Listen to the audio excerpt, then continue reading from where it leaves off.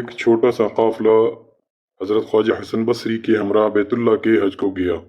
راستے میں سارے قافلے کو بہت پیاس لگ گئی۔ راہ میں ایک ایسا کنواں نظر آیا جس کا پانی بہت نیچا تھا اور اس تک پہنچنا اور پانی حاصل کرنا بالکل ممکن نہ تھا۔ رسی اور ڈول بھی دستیاب نہ تھا۔ لوگ بہت پریشان ہو گئے کہ اب پانی کیسے حاصل کریں۔ خواجہ حسن بصری نے لوگوں سے فرمایا، میں نماز ادا کرتا ہوں، تم لوگ پانی پیو۔ آپ نماز پڑھنے میں مصروف ہو گئے کہ ایک دم پانی کنویں کی منڈیر تک پہنچ گیا اور سب نے خوب سیر ہو کر پیا۔ اس قافلہ کے کچھ لوگوں کے دل میں یہ خیال پیدا ہوا کہ کیوں نہ پانی کسی چیز میں ڈال لیا جائے تاکہ آگے راستے میں پانی کی کمی محسوس نہ ہو۔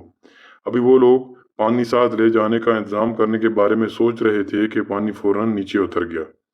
خواجہ حسن بصری نماز سے فارغ ہوئے لوگوں سے کہا، تم نے خدا پر بھروسہ نہ کیا اور قناعت سے بھی دامن خالی کیا، اسی وجہ سے پانی کنویں میں اتر گیا۔ راستے میں ایک جگہ لوگوں کو بھوک نے ستایا۔ انہوں نے خواجہ صاحب سے اپنی حاجت بیان کی۔ خواجہ صاحب نے ایک کھجور کا درخت دیکھا جس پر کھجوریں لگی ہوئی تھیں۔ آپ نے کھجوروں کو حکم دیا کہ میرے دامن میں آ جاؤ۔ کھجوریں درخت سے آپ کے پھیلے ہوئے دامن میں آ گریں۔ آپ نے سب قافلہ والوں کو کھجوریں دیں۔ جو شخص کھجور کھاتا اور حیران ہوتا کہ ہر کھجور کی گٹھلی سونے کی ہے۔